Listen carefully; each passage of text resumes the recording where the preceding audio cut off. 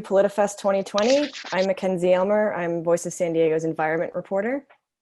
Voice of San Diego is a nonprofit investigative news organization committed to holding public officials accountable and giving you, the public, the tools you need to be advocates for the public good.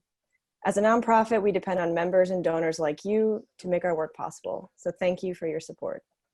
I'd like to recognize our sponsors, the Google News Initiative for supporting the creation of this virtual event, the College of Arts and Sciences at USD for underwriting all the student tickets, San Diego Foundation for supporting community conversations, and thanks to Cox Communications, SDG&E, the Atlantis Group, the City of San Diego Retired Employees Association, City Heights Community Development Corporation, the San Diego County Democratic Party, and Business for Good.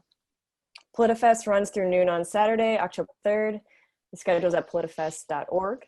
Several sessions are free throughout the event, as well as sessions being held in both English and Spanish. There will be recordings of all the sessions available on our website by noon the next day, and questions for our panelists can go in the chat box below on the Zoom screen. You can also tweet along with the session and share your experience by using hashtag PolitiFest2020 on social media. And I just want to say some of your questions will be asked during the session at the end. But right now, I just want to introduce our moderator, Coleen Clementson, the Director of Regional Planning at SANDAG. So take it away, Coleen. Thank you, Mackenzie, everyone. And thank you for joining our conversation as we reimagine our region's transportation future. Again, I'm Coleen Clementson, SANDAG Planning Director, and tonight we'll explore SANDAG's vision for a transformational transportation system. During the conversation, please submit questions via the Zoom chat functions. I'm pleased to be joined by Ture Fa'aola, SANDAG Principal Planner heading up Regional Land Use Policy Planning, and an esteemed panel of experts from the San Diego region. Gustavo, Caltrans District Director for San Diego and Imperial Counties. Brian DeAgostino, Director of Fire Science and Climate Adaptation at San Diego Gas and Electric. Dr. Nikia Clarke, Vice President for Economic Development at the San Diego Regional Economic Development Corporation, and she's also the Executive Director of the San Diego World Trade Center. Dr. Arcella Nuñez-Alvarez, Co-Director and Co-Founder of Universidad Popular, a community-based organization with the mission of making the promise of education a reality for all. And Arcella is based out of Vista. Not only is this a transformational transportation system we're talking about, it's an opportunity to rethink the quality of life in our region and make the most of what our region has to offer, keeping what we love, better connecting people, better connecting our communities, and ensuring that all have access to higher education, jobs, healthcare, while preserving open space and all the wonderful things that are San Diego. One of SANDAG's primary responsibilities is to develop a regional plan, a long-term blueprint for how our region will grow, how we'll get around. And we update this plan every 4 years to account for factors like population change, economic growth, new laws, technology trends. We took a completely different approach this time, making this one of our most transformational updates ever. Historically, we took the latest trends, and then we plan to improve traffic by widening roadways where we have bottlenecks, adding transit in those same corridors and hoping people will use it. We now have far greater access to data about where people are coming and going. This has been a data-driven approach. New technologies have widely expanded our transportation options. The need to address social inequality has grown even more urgent, and California climate laws have been strengthened. Clearly, we have to account for the COVID-19 pandemic and all the unknowns it has created. At the same time, we must recognize the fundamental things that will remain the same. Our major residential areas, where our schools are located, our universities, job centers, they're not going anywhere. This is what makes it so important that we continue to plan for the long term. Our SANDAG team has spent the last 15 months pouring through data, reviewing mountains of public input, researching the latest transportation innovations. And what we've developed is a vision for a transportation system that's faster, fairer, and cleaner.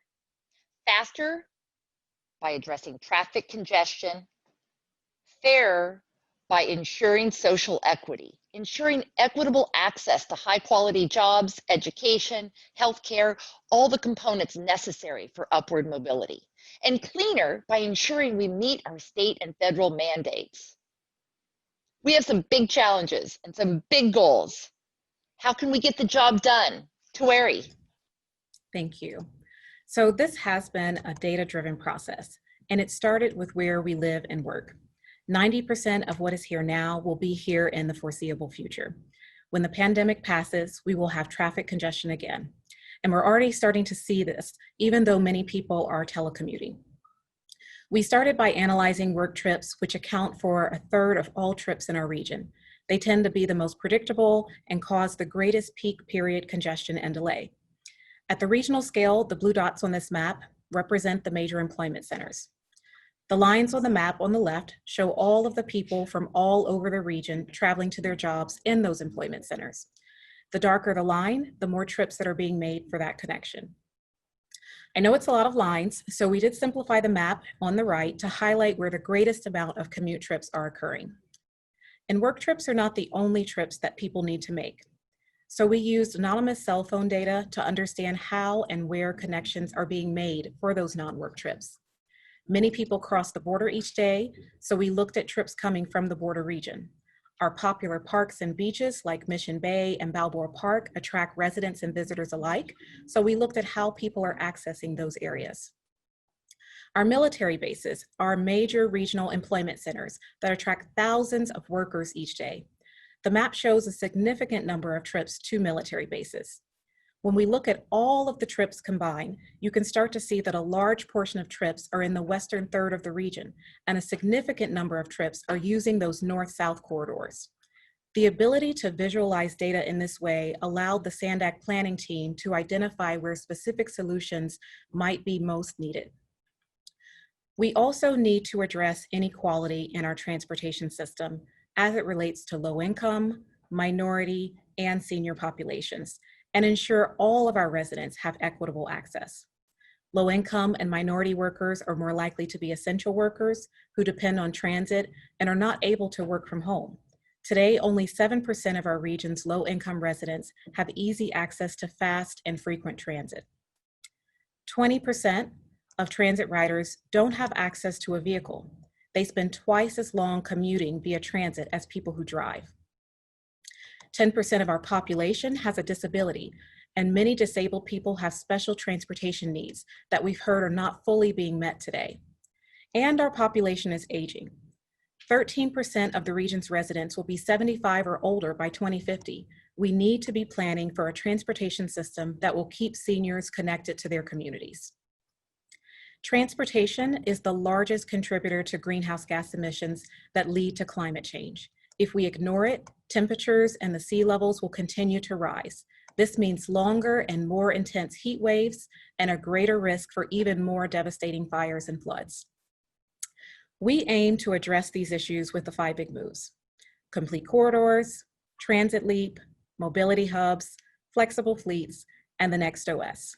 5 interreliant strategies that, when linked together, can connect our transportation system in a way never done before.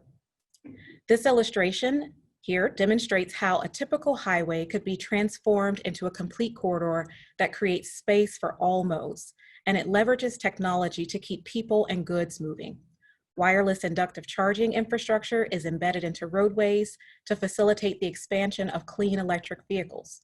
The vision includes a fully connected network of managed lanes and improvements on our rural roadways to streamline traffic in a more manageable way and provide for safe and equitable access to meeting daily needs. For transit to be competitive with the automobile, it really needs to be fast. And this is what we call Transit Leap, a comprehensive network of fast commuter rail, both new lines and improvements to existing lines, such as seen here in the coaster.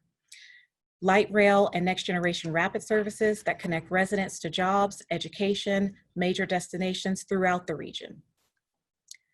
Flexible fleets can serve all types of communities.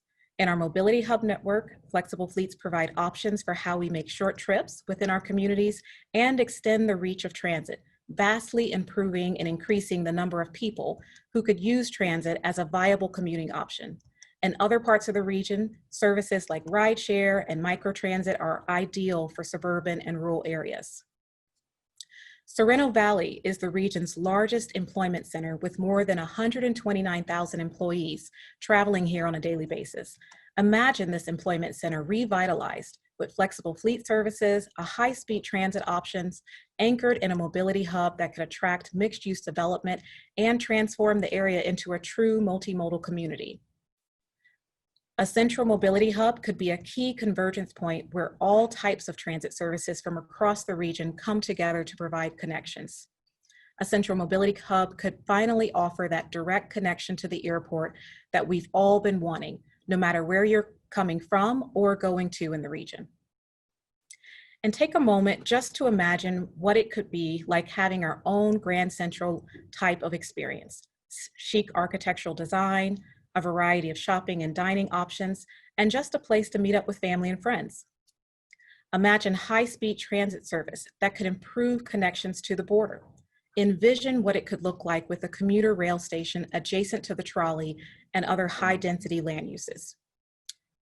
A San Ysidro mobility hub could expand mobility options and provide vibrant amenities for people coming and going and waiting to cross the border. The vision for the 2021 regional plan is a long-term investment in our region's future, developed through the analysis of data and with input from the community. It's a vision that includes a fully connected network of managed lanes, improvements on our rural roadways to ensure safe and equitable access to meeting daily needs, a state-of-the-art high-speed transit system that provides a compelling option to driving that's convenient, safe, and affordable, and gets people to where they need and want to go, and includes commuter rail, light rail, and rapid services. It's a network of mobility hubs, centers of our community that would provide access to high-speed transit and multiple travel options, and a deployment of flexible fleets to provide options for how we make short trips within our communities and get to transit, an alternative option to having to own a car. And of course, all of this is tied together with technology improvements to ensure that we make the most of our current investments and our future investments. All of these investments are focused on the western part of our region, could allow us to preserve the open space and its environment. This vision for our region.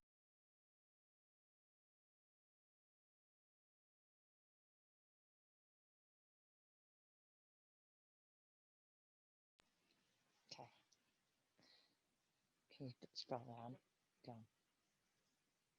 This vision for our region, this wonderful place we call home, depends on us to make it a reality. To the folks at home, feel free to put your questions in the chat, and I know Mackenzie will get to them. I'm first going to go to our panel and ask you all the same two questions. What excites you the most about this vision? And what makes you the most nervous? And I'm going to start with our transportation expert, Gustavo Gallarda.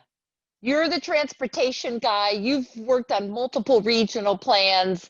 Tell us from your perspective, what excites you the most about this vision and what makes you the most nervous?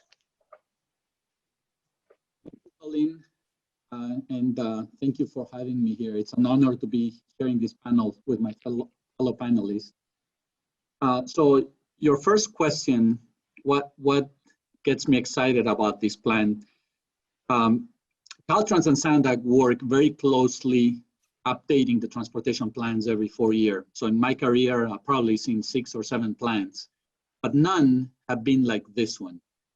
In many of the previous plans, we were adding some projects, subtracting some projects, but never thinking from scratch, how do we need a transportation plan for the 21st century? So that's very exciting. And if you were following the presentation that Ture was doing, you can see why.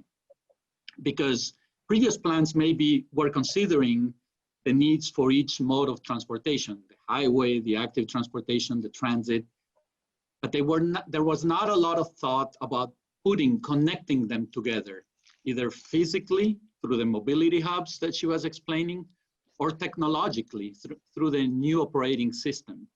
So that's exciting. The use of data that we're using to figure out where are people coming from and where do they need to go to. A lot of that data is available through anonymous use of cell phone. As people are traveling on the transportation system, we can mine that data. We can gather precious information to figure out what's the best type of transportation that people need. So adapting those new technologies to the development of a new plan is exciting. It's exciting that the plan resembles or marries very well with a plan that Caltrans is putting together. We're working on a 2050 California Transportation Plan, which has very similar goals as the regional plan. So that's exciting. And at Caltrans, we have a new director for the last year, Tokso Mishaken. When he came to Caltrans, he says, I want to concentrate on 5 things. Modality, we're the Department of Transportation. We're not the Division of Highways. We need to expand the use of other modes. That's right in tune with this transportation plan. He wants to concentrate on innovation. Well, you saw the ideas that are in this plan are very innovative.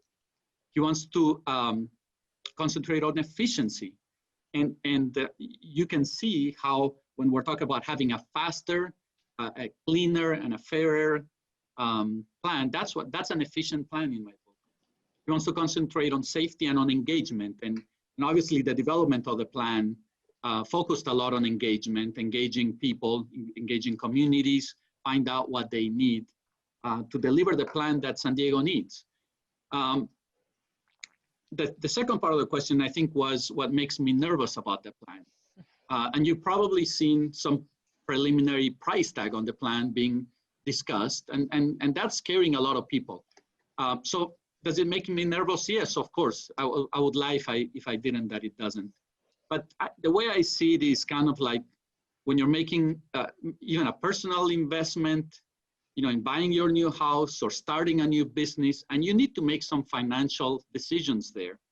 And it always is going to make you nervous. But at the end of the day, if you don't take some risks, and you also, and if you are not thinking big, you get what you pay for. And in my book, San Diego is one of the 10 largest cities and 10 most important cities in the country.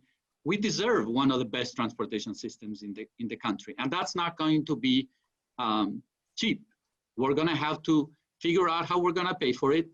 It's going to be difficult, but it's not impossible. And it does make me nervous, particularly because we're going through in the middle of a pandemic, which has created enormous economic impacts.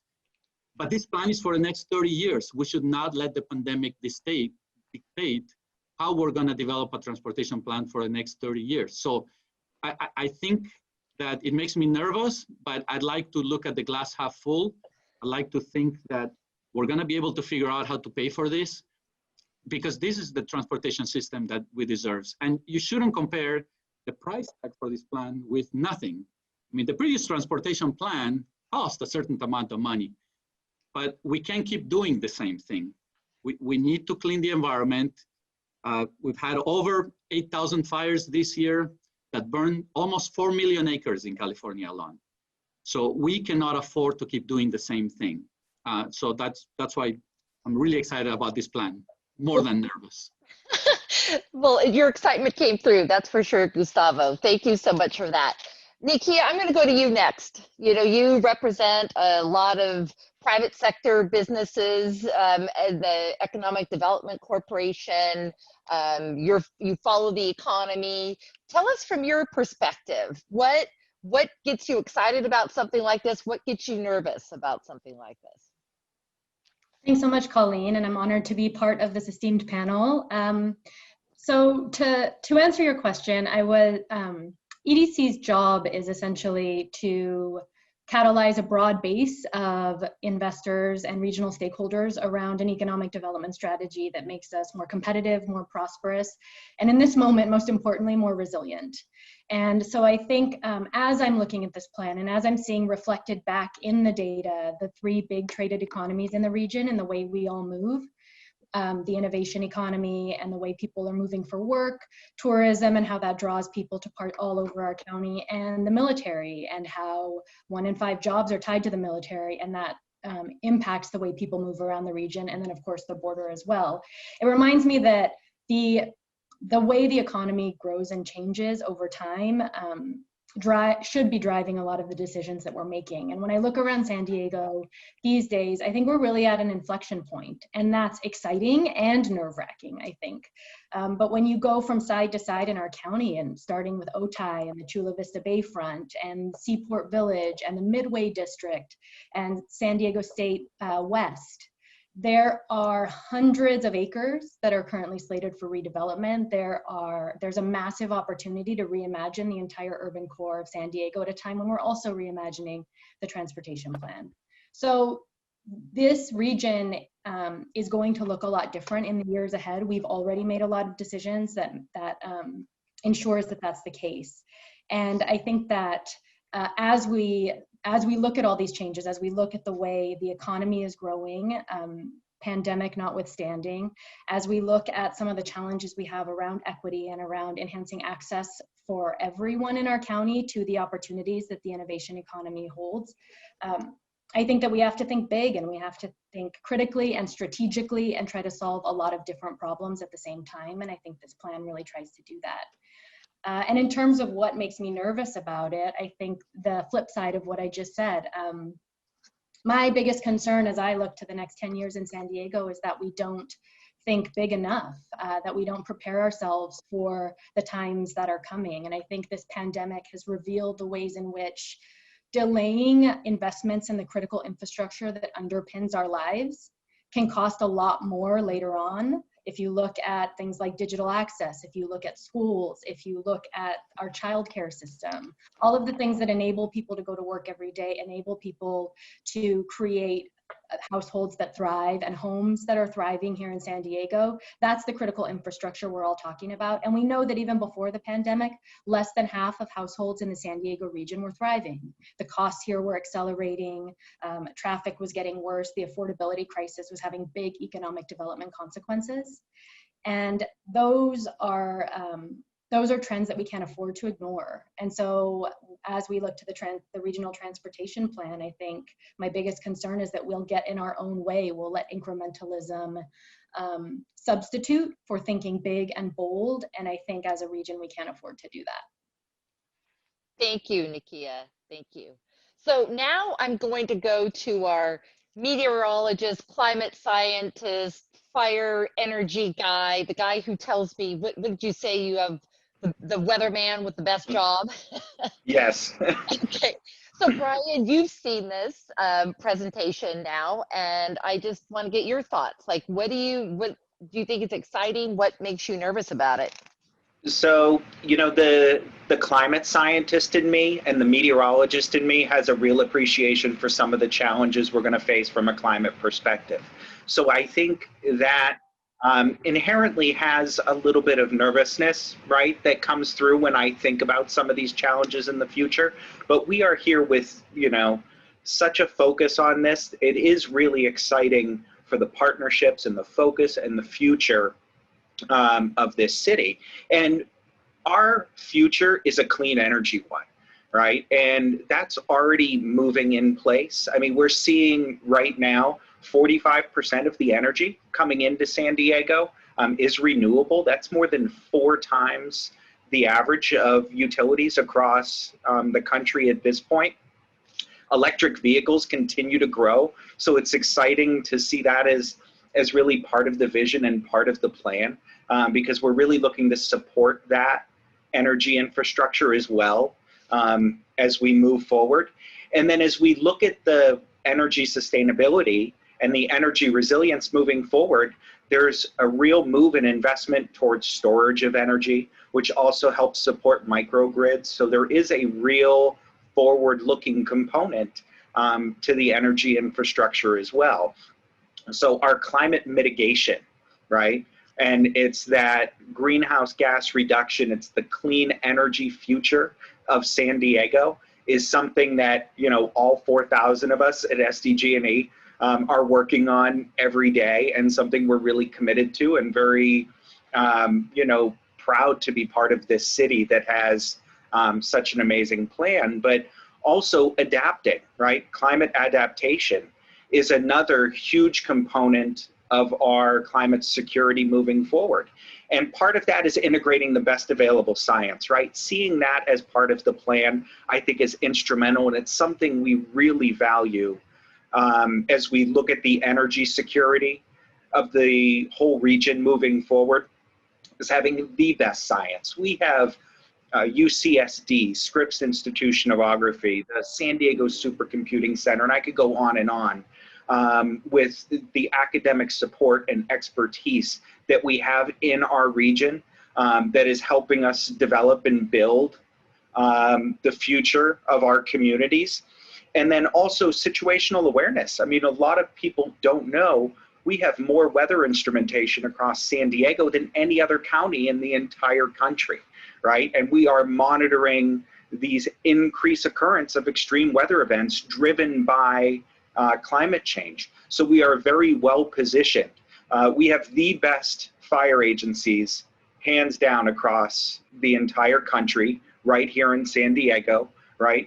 Keeping us safe every day, which is continuing to share information, share data, bring the latest fire understanding and fire science into our region, and then bringing that subject matter expertise and partnerships into all of our organizations. So I think we have a lot to be excited about when we look at the plan and we look at our future. So really appreciate the opportunity to be here, to be part of the discussion, and I'll hand it back to you.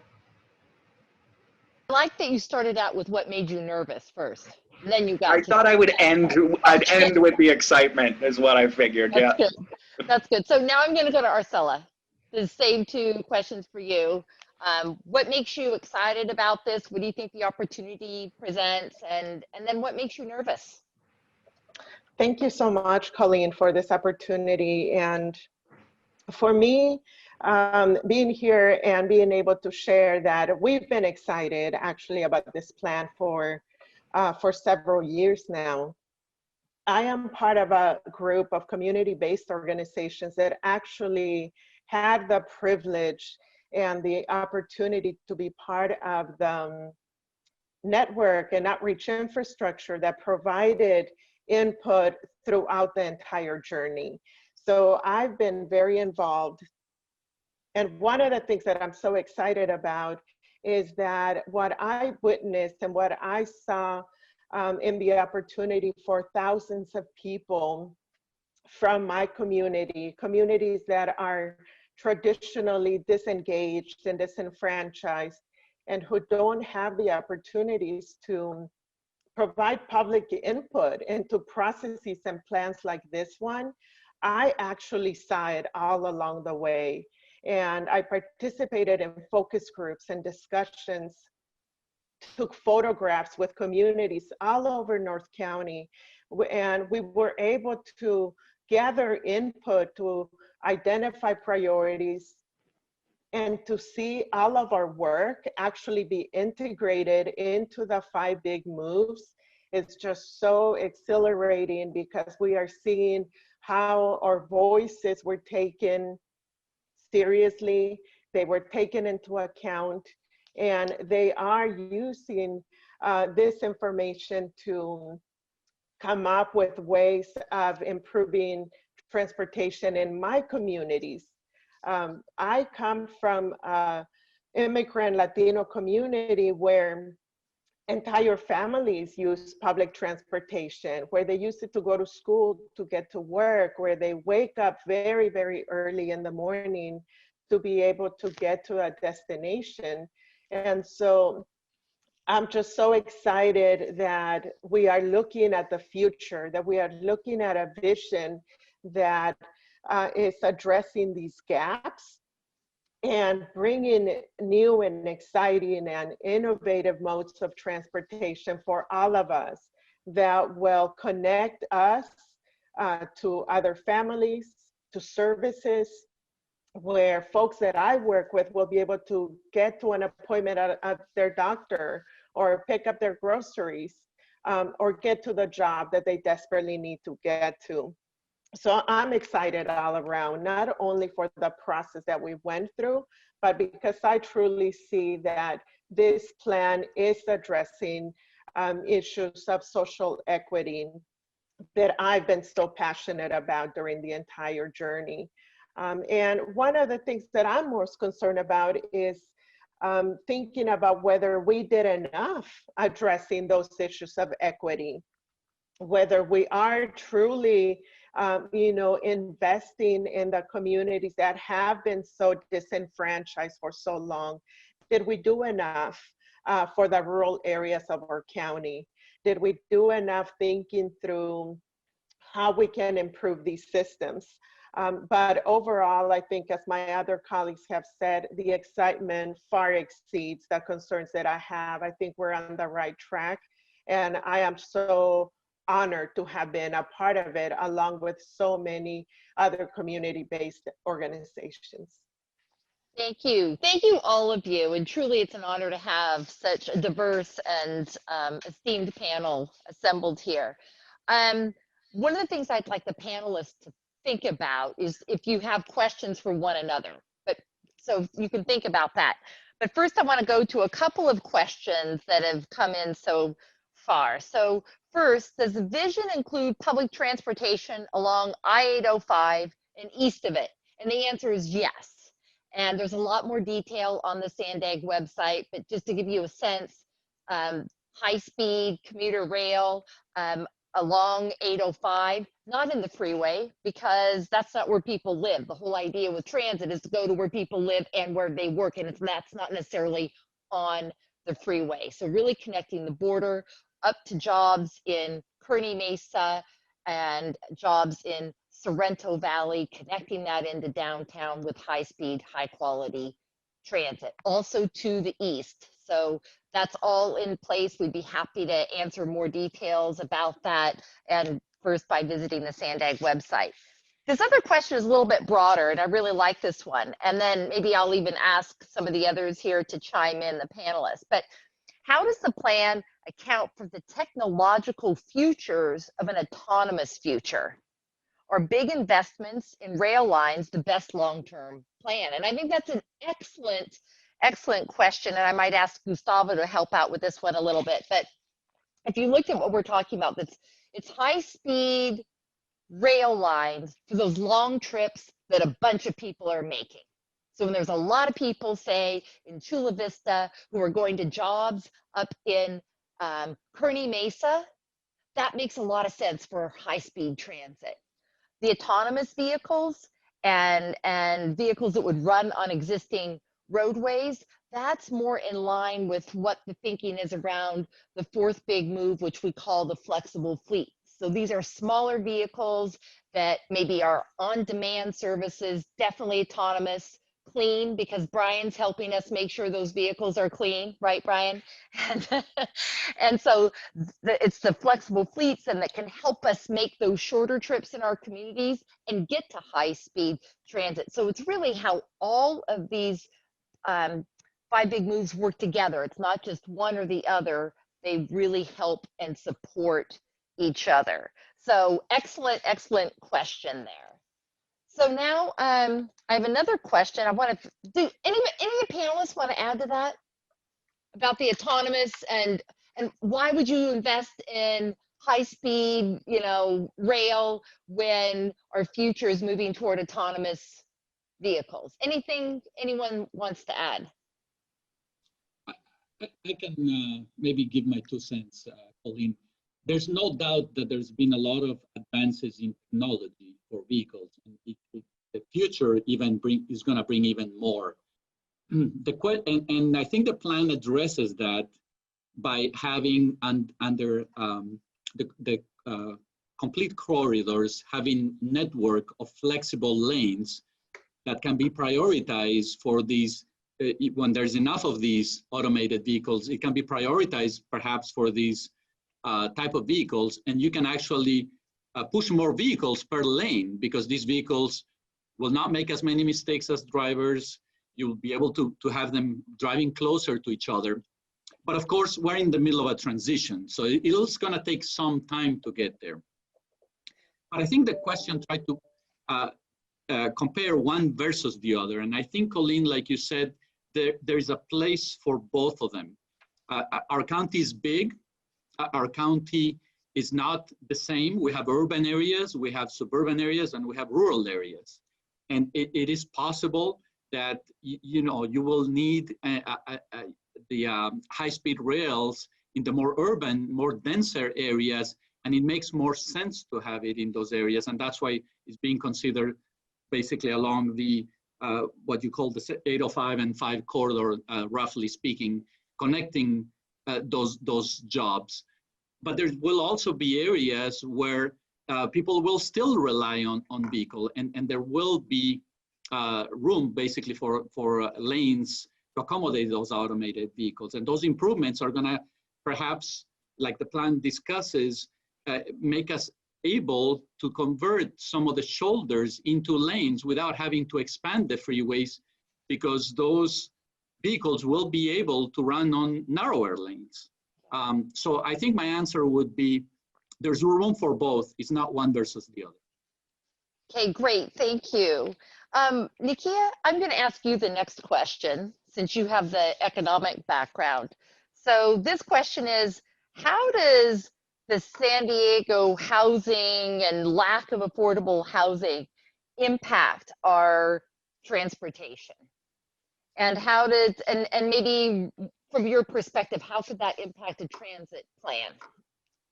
That's a great question. It's a great question, and it's a question we spend a lot of time thinking. A lot of my peer organizations across the country define economic development as, corporate attraction, essentially, jobs, jobs, jobs. And that is our main function, is creating jobs. And we do that primarily through helping companies here expand, companies that we already have. 70% of all job growth comes from small and mid-sized businesses that are already here. So we focus a lot on the companies that are already here. And then increasingly, we focus on the skilled San Diegans that need to fill those quality jobs within the region.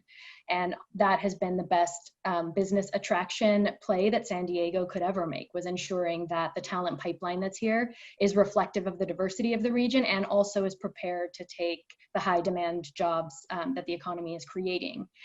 Over the last several years, however, the affordability piece of that puzzle has really changed the calculus in terms of how we can create jobs. We've created a lot more jobs in San Diego County over the past decade than we have created housing. And that's beginning to take an economic development toll, where companies, as they're looking to where they expand, are taking into account the difficulty that their employees have in finding good, affordable housing options at every level. And that's true of sort of the high-tech employers, as well as the small businesses that employ the majority of San Diegans. So housing is really, really important at every level. And I think both in terms of supply, but also in terms of how thoughtful we are about where that housing goes. And in San Diego County, it has to be infill development, right? To the point that I made before about all of the massive projects that are underway in the region, it's imperative to be able to connect where people live to where they work. And I think that the plan that SANDAG is pulling together has taken that as its guiding North Star, which is really, really important. It's incredibly important from an economic development perspective. It's very important from an affordability perspective and from an equity perspective as well. I think one thing in my experience from where I sit that gets lost in the conversations around how the region is growing and changing a lot is this idea that people are coming, so many people are coming in from outside, and that is creating the need to continue to grow. And those aren't the people that we're building homes for and that we're building transit and infrastructure for. In fact, the demographic picture, as SANDAG knows better than anybody in this region, is really putting the right infrastructure in place so that our kids can afford to grow up and live here and work here and have thriving households here. And so as we're looking at what future San Diegans need, we need to think about that in terms of skills for jobs. We need to make sure those jobs are there waiting for them, and we really need to make sure that they can access them and afford to live here as well. Or all of our kids are going to end up living in Texas. Yes, thank you for that. And Arcella, you're up in North County, and you're working with multiple folks, and especially lower income, new immigrants. To what extent are you hearing about affordable housing being a challenge and how that impacts transportation? Yeah, for following up on what has already been said, housing and transportation, we here in our community, are the two top priorities. It comes up essentially in every meeting that we have, thinking about you know, how families are going to be able to continue to live here, whether they can even afford the transportation that we currently have. All I can say is that it is a discussion that impacts the quality of life of the youth and our growing populations in our communities. And we certainly think that this is the issue that will impact all of us for the next 10 years in every single community, including the more rural areas in North County. We are hearing a lot of conversation about it in terms of where new development projects will be going, whether there is transportation accessible to them, whether there are emergency evacuation routes, especially in the more rural areas where there is limited infrastructure. I work in farm worker communities out in Pala, Pama, you know, a lot of the reservation communities that have been severely impacted by housing affordability, entire communities that live really in substandard housing because of the shortage that we have.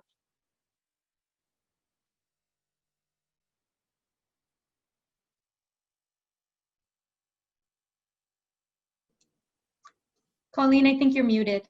We can't hear you, Coleen. Thank you for letting me know. Sorry about that.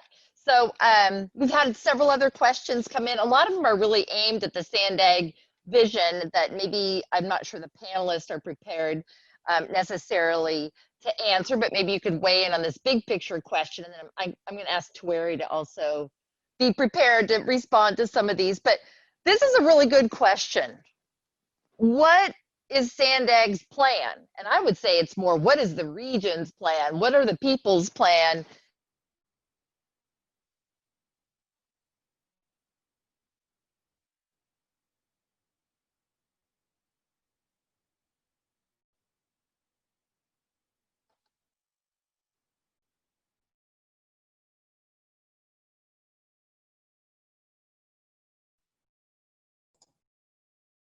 So I think we lost Hello? Coleen a little bit there. Can you guys hear me? Everyone else, or no?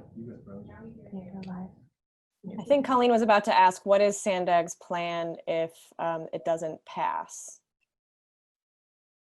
So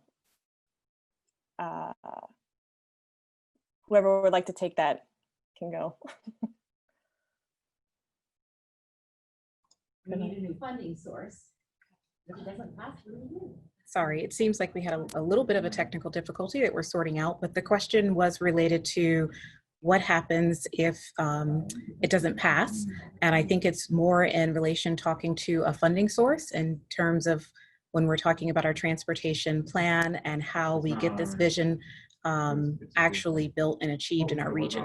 And so we certainly, this is a big, bold vision that we're putting forward for the San Diego region, and we are going to need a new funding source in order to make this vision become a reality. And so that's something that we at SANDAG need to work on communicating to the not only our partners and our stakeholders, but to the community, helping them to understand and see the benefits and why this is so important for San Diego, not just only from the state and federal mandates that we're required to do, but also from a social equity perspective, and giving people really true choices and options as they're traveling throughout our community, and also from the climate and environmental perspective. So I'd certainly love to put it toward our panelists and let anyone weigh in that would like to contribute towards that, answering that question.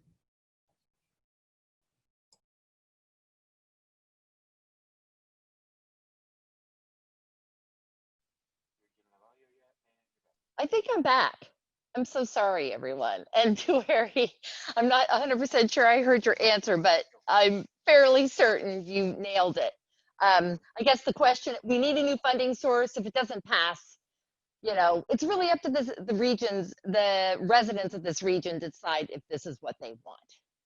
So that will be a challenge. The next question is, how much will the plan affect pollution levels, especially ozone in San Diego County? So there's certain laws that we have to meet. Absolutely. Right now, Ture and the team are putting everything that we're thinking about in this vision and running it through a big transportation model and an air quality model. So we hope to have that data soon. It will only be better by all the stuff that Brian is doing. And Brian, maybe you want to talk a little bit more about what is being done and what SDG&E is helping to set up so that our fleets are cleaner, that our vehicles are cleaner. Absolutely, right. And all these mitigation efforts to create the cleanest San Diego region as possible are really underway. And I mean, one of them is, of course, electric vehicles. And creating the infrastructure to support that is a real definitive effort moving forward. I mean, a lot of that is with charging stations, going in and enabling people to electrify the transportation, because as it mentioned in the plan, that is the primary contributor to a lot of the greenhouse gas emissions across the entire state of California.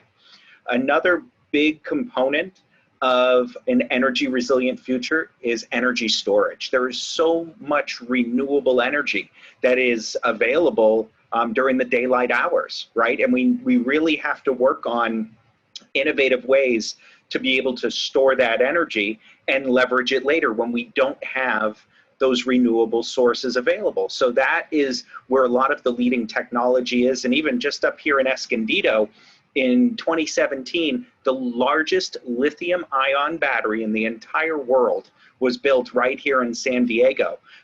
It has since, a bigger one has been built since, but still, I mean, that is really where the energy future is going. And our community of Borrego Springs, over the last 10 years, we're still developing and implementing a microgrid to serve that community. And when we look at resilience, I remember a really intense monsoonal thunderstorm that caused flash flooding and isolated that community completely. It took out the transmission lines, and we couldn't even drive down to the community, had to go all the way up through Riverside County. But that microgrid was able to provide cool zones with power and some of the essential services while that transmission line was being rebuilt. So these are all components of a resilient, clean energy infrastructure moving forward. Thank you for that, Brian. Okay, so another question we have here. Implementation of the vision. This is great that folks here who are part of the audience know that the plan hints at $177 billion investment through 2050. Do SANDAG experts believe there is any way this investment can be met without unprecedented federal or state funding? So excellent question. And when you look at that $177 billion, I don't know if everyone knows this, but our expectation is that the region's residents come up with a third of that. And then another third is federal and the other third is state. Historically, every dollar that this region has raised toward transportation has been matched with state and federal grants more than $2. $2.50, $2.80. That's been historically what we've been able to get through state and federal grants. So we're really expecting that that would be the same level of match. And one of the things I'd like to take the opportunity to do, and maybe Nikia can help us with this as well, that if we're bringing in state and federal dollars to this region, that really maximizes it. It's, you know, multiplying local dollars in the region. And Nikia, I don't know if you've had a chance to think about that at all. I'm just kind of putting you on the spot there, but by bringing outside funding into the region, what that can do exponentially, say, from an economic development perspective. Definitely. And sort of one of the dangerous things about me is I'll have an opinion about just about everything, regardless of whether I should or not. But yeah, to that point, I think one of the hardest things about transportation planning and execution is that you've got to take the first steps when the end goal is not fully funded. And the extent to which a region is able to take those steps forward and to do it in a bold way, I mean, then that enables a lot of other things to happen. And I think obviously when you're talking about the 177 billion and the state and federal match, that's really important. And those matches don't appear until we as a region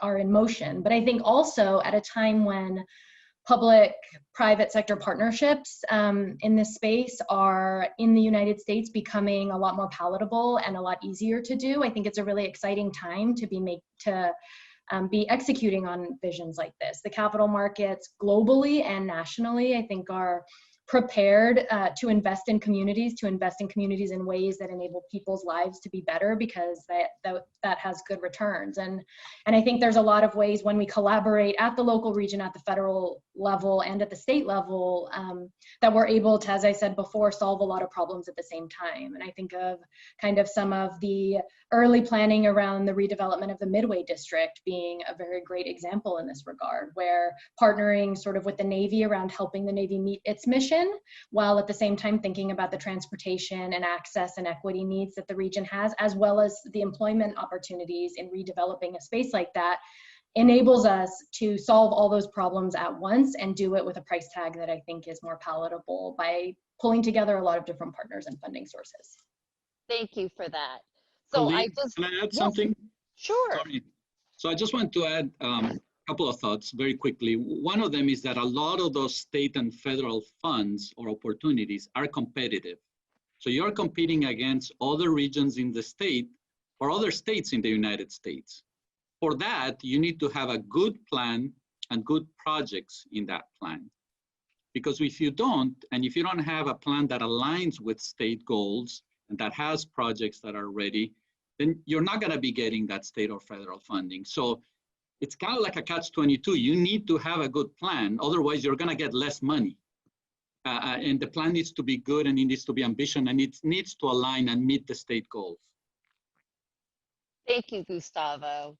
So we're at the 2-minute mark. I think we have an opportunity to maybe answer one more question that I'm going to send over to Ture. And the question was, if we're taking away highway lanes and putting transit on the highway lanes, what are we doing about the traffic congestion that results from that? Ture? Yeah, thanks, Coleen. That's a good question, and something we expect to get as we're starting to talk about complete corridors. And what I would emphasize when we're talking about a complete corridor and where transit fits into that is that we're talking about how do we maximize the existing infrastructure that we have today and that we've already put a lot of investments in. And so it's in creating a complete corridors in the managed lanes network specifically, we are looking at how can we utilize technology to help us to use those lanes, particular lanes, or even possibly use our shoulders to allow transit to travel in those lanes to get more people on that corridor, since we know we have more demand, more people who want to make those trips than we can actually fit into single occupant vehicles. And so taking a lane and allowing transit to use it increases our ability to move more people in those corridors.